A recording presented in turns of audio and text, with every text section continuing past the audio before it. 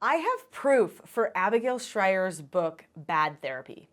I'm Nicholeen Peck, and I teach parenting, good communication, how to build strong family bonds, and create lasting family connections, all through the lens of the principle self-government throughout the world. And in this video, we're talking about the book, Bad Therapy, and what we can gain from it.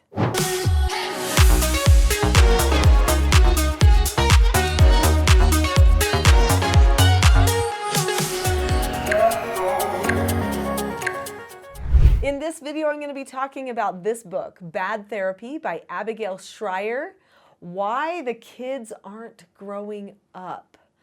There's a lot of good things that she has to offer in here. I don't agree with her on everything. I'll talk a little bit about that too. And then I'm going to be sharing with you some experiences that prove that she is making a solid point in this book about what is going on with the grooming of children by our society, sometimes even the parents. And then we'll talk about teaching self-government and what teaching self-government and the approach that's here on this channel can add to what she is talking about in this book. When I first saw the book title Bad Therapy, I was a little bit skeptical about what a book with that type of a title would have to say that could really help me. But then I saw the author, Abigail Shrier. Abigail Shrier is so brave. She is one of those authors that does her research and declares it like she sees it. Now, I will say that even though I think she is one of the bravest authors out there right now at this time in the world, I don't always agree with every conclusion that she makes from her research. I will say that the majority of her conclusions I do agree with. There are a couple of things in this book that I cannot condone. Maybe it's even more than a couple, but there are some things specifically related to parenting that I can't condone. The majority of her research and her stories that are shared about parenting and about some of the problems in parenting, I actually agree with. And there are things such as that children need to have more unstructured play. And there's videos about that on this channel, so I'm not going to go into detail there. They need to have more responsibility. They need to work more. Parents need to be a little bit more direct in their parenting and their discussions with the children. They need to let their children fail. They need to let their children learn to problem solve. Those are all things I completely agree with. In fact, that's one of the things on this channel that I talk about so much is how to help a person learn to problem solve, how to help them have those opportunities to acquire those skills so that they can mature, because we should be about maturing our children, not controlling our children, and she is definitely for that, which I am grateful for. But there are some things that I can't agree with. One of the main things is spanking. Just like Jordan Peterson, she agrees with spanking. But I think that's because it's kind of like the spectrum view, okay? So it's like, all right, there's this coddling that's happening that is really creating a problem for children. It's making it so that children are just focusing on their feelings all the time. This is a problem. I agree with that. She's got that over here on one side of a spectrum, okay? So does Jordan Peterson. I completely agree with that. But so then they say, well, the answer must be over here.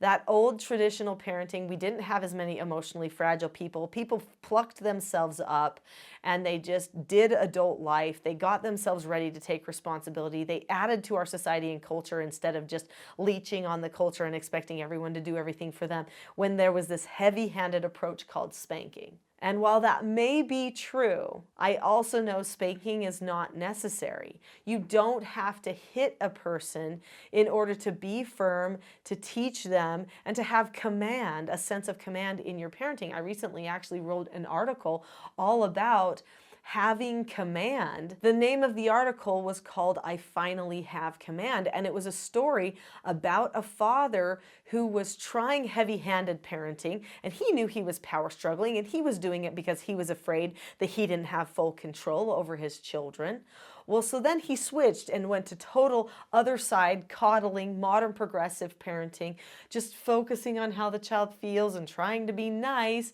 But then he was really realizing it's getting out of control.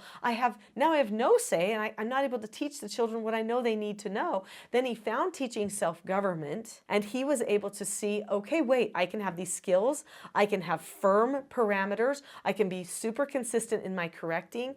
They can earn extra chores. They can be corrected, take self-responsibility for whatever that they've done themselves, so they can self-govern. And suddenly he said to me, finally, I have command. I have command over myself, and I have command over the children. So I am able to finally have the influence that I feel like a parent is supposed to have.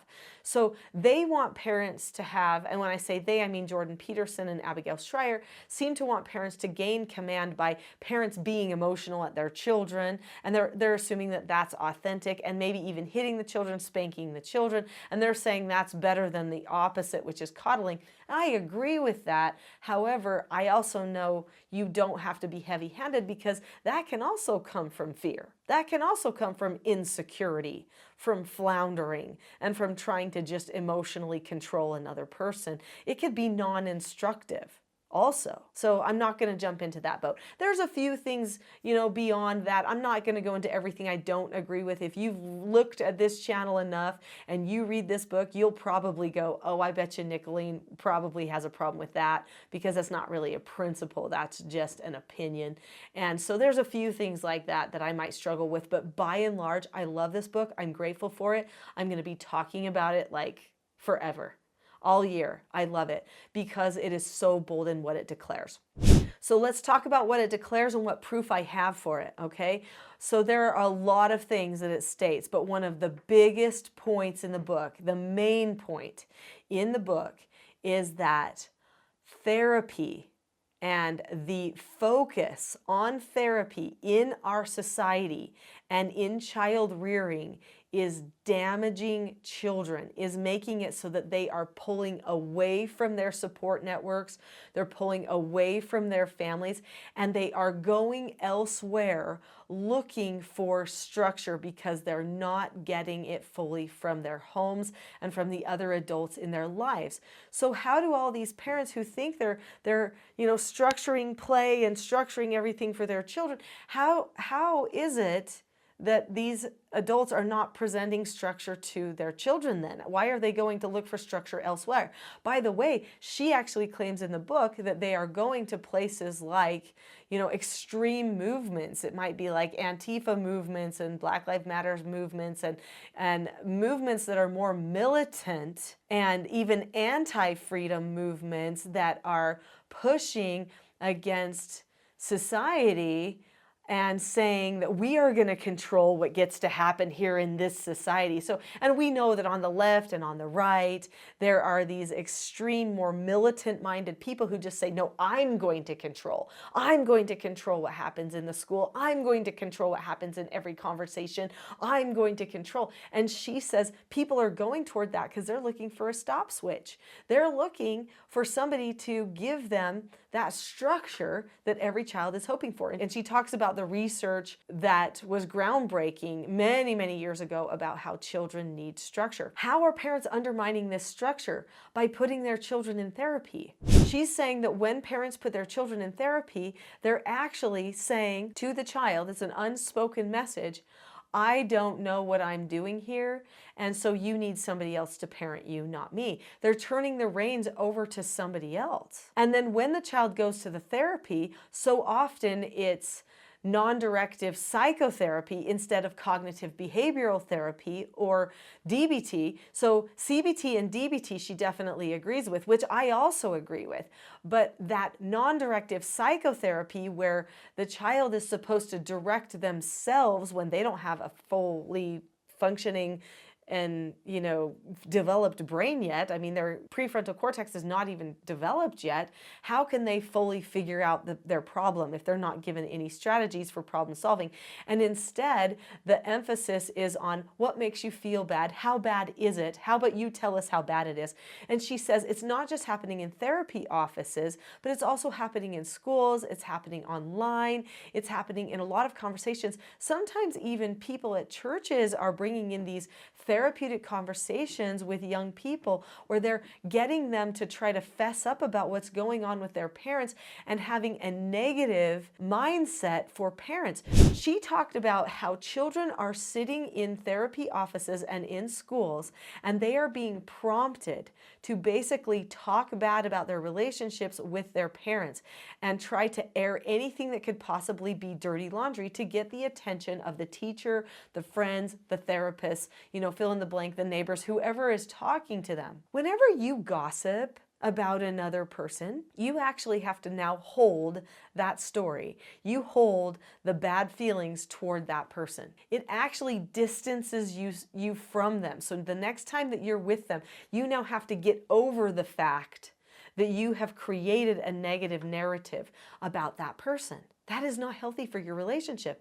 And if our children are going into therapy offices or being given surveys at school where they're asked things about their parents, and these things are meant to find the trauma that a child is facing so that they can do trauma-informed care and give them excuses why they don't have to be a normal functioning adult or become a normal functioning child, then they're hurting their children. Parents are paying for this.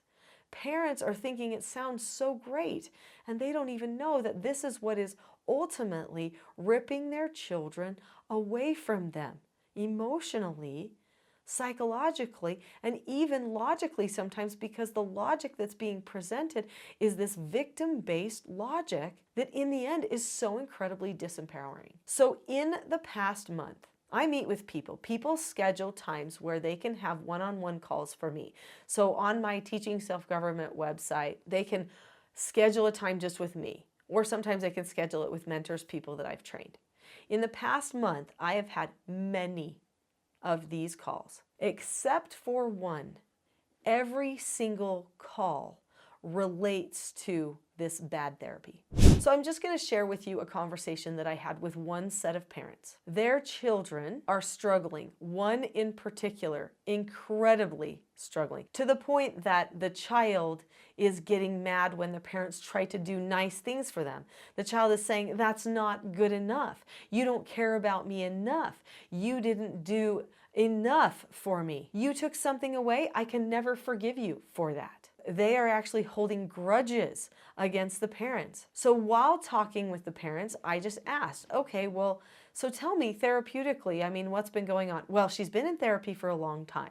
We knew we needed to get her in therapy. We were having a hard time in our relationship and we needed someone to help us. And so we got our child into therapy. Okay. So I asked, has the therapy progressed to anything else, or is it still just therapy? Well, she is on meds, they said. I mean, she's been on meds for a while, but in reality, she doesn't always want to take the meds. But she told us she needed the meds. She even told us she thinks that she might be autistic.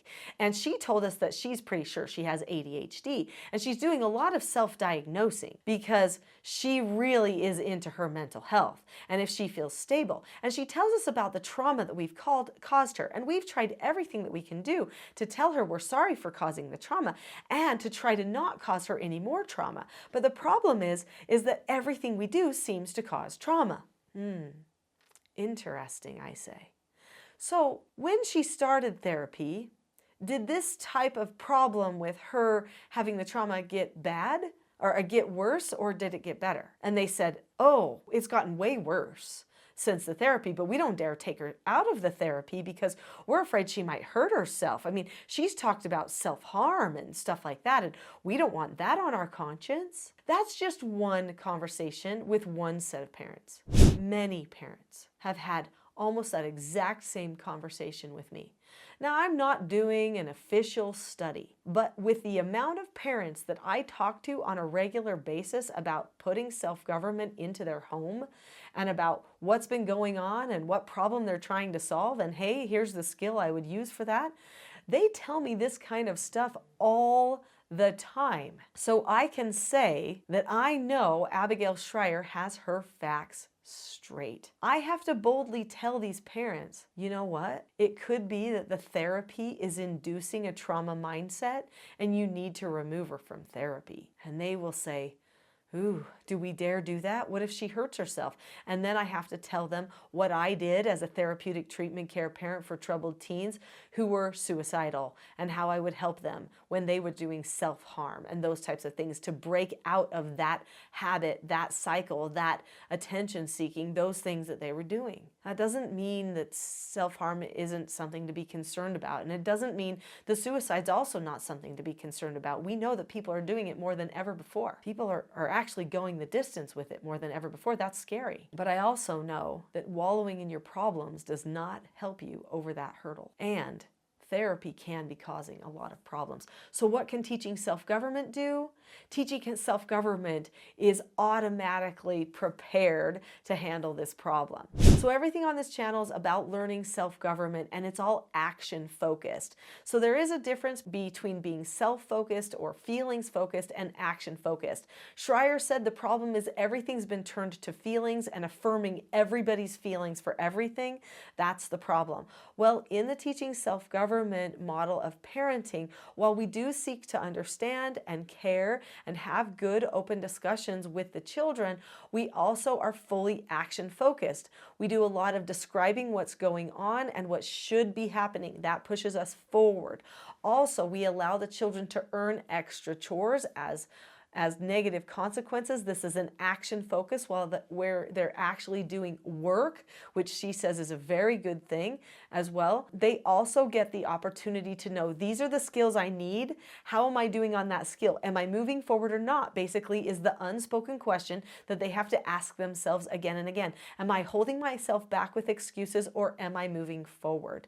They get to examine their relationships, what they want in their relationships, and then say, am I getting there with the different skills and things that I teach in the teaching self-government parenting program. So the stuff on this channel is ready to help you. If you have a situation where you think your child, whether it's at school, with friends, or peers, or whether it's actually from a therapist, has been subject to some bad therapy, and you know that this is hurting relationships and possibly even hurting the psyche of your child, then start moving to an action focused, start not taking all those things so seriously, and let them see the unspoken message, which is, I can get past this. Somebody else is standing here in front of me, telling me and believing I can get past this. I can choose. They're telling me I can choose. I guess I better start choosing and see. Put it to the test.